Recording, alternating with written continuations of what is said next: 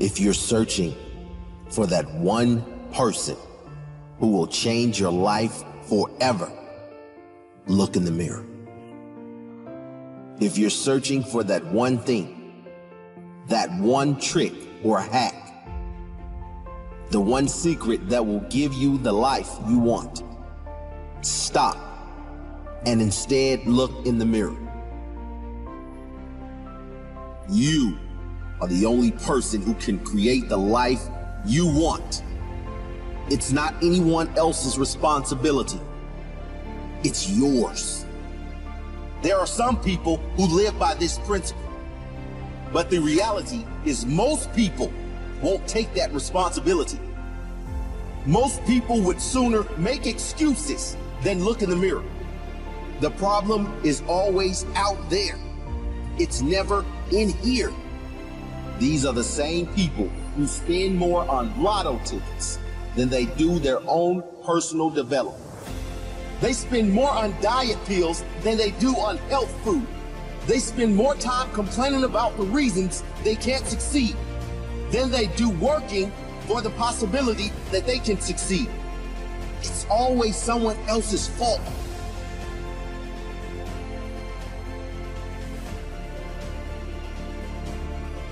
Earl Nightingale said it best. We are all self-made, but only the successful will admit it. We're all self-made in our health, fitness, and physical shape, but only the fit will admit it. We're all self-made in the joy we experience every day, but only those who are happy will admit it. We are all self-made financially and in every other sense, but only those who like where they are will admit it. If I want a better life, I'm not going to sit around and wait for the government to change the rules. I'm going to get out there and work for that better life. I'm going to learn what steps I can take, and I'm going to take those steps. Step by step, I will climb until I get where I intend to go. It's never easy, but it is very straightforward, and it is always worth it. I work on myself. I improve. I learn more. I improve. I never give up. I grow stronger. And that new, improved, stronger version of me creates better results than the old version of me. I find a way. I find a way to create the life I want. If I want a better body or better health, I know a prescription is not going to give it to me. I know I can't get it from an infomercial. The only way I can get it is through my own work and my own self-discipline. I am the only person who can create the life I want. There is no one else that will ever want it as bad as I want it.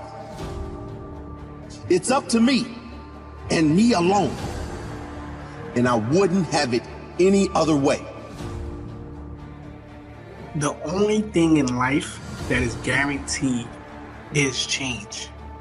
So nothing else in life is guaranteed but change.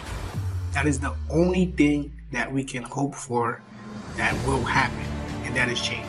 Nothing ever stayed the same since the beginning of our existence. Things are always evolving or descending, but never the same. You leave a place for 5 years and come back, it won't be the same as when you left it. Especially Brooklyn. Change is actually a blessing because we get stagnant in life sometimes. So change forces us to do things differently. Now that we know change is coming, how do we prepare for change? The trick answer is that you can't really prepare for change, because however you think things are gonna go, it will never go the exact way that you thought. So you just prepare that the best way you can and you let go of the outcome. Sometimes things will go better than expected. A good strategy to prepare for the future is by learning from others' successes and failures. Not only by your successes and failures, but also by others' successes and failures. History has a way of repeating itself, but with a little twist. So if you read enough books, you can gain 50 years of experience in just a week. And for only $20, if that, pretty cheap, considering the price you will pay if you don't get the information and the knowledge or the experience you need in a certain field. So books are a great investment, and I'm a big advocate for books. We must always be ready to adapt. The human race is the only species that have a problem adapting. Any others adapt to their circumstances when need be. A lot of people in this world are too indecisive.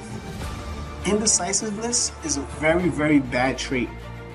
You don't want to be an indecisive person. You want to know what you want and decide on what you want. People don't like being around people that are indecisive. What do you want to eat? I don't know. You want this? No, I don't know. Being decisive makes your life much, much easier. So you gotta realize that by not making a decision is a decision as well, and it's the wrong. Not deciding is a decision as well, and it's the wrong decision. The quickest way to know if you're making the wrong decision is to decide in the first place. If we did make the wrong decision, we will have more time to adjust. You'll realize, okay, I made the wrong decision, now it's time to correct it and make the right one, if that's possible. Rather, if we didn't decide at all, we would never know and live in a life full of regret. Leaders are decisive, and in order to lead your life in the direction you want, you must be decisive. Being decisive doesn't necessarily mean rushing your decision, but being decisive means taking all your knowledge about the situation and coming up with a decision quickly and effectively. Now, how do you make better decisions? We must first embrace that we are in position to make a decision. So that is a gift, that you can control what happens in your life, that you can control where you are in your life right now by making your decisions. So that is a sense of freedom. That's a sense of entitlement. That's a sense of power, that you have the freedom of choice as a human being and you can decide what you want to do with your life. We must take all of the consequences of this decision into account. So whatever you're going to decide, think about the consequences of what's going to happen when you do what you're going to do. Now, we make our decisions based off two primary things. One thing is avoiding pain, the other one is, it's that simple. All our decisions come from avoiding pain or pursuing pleasure.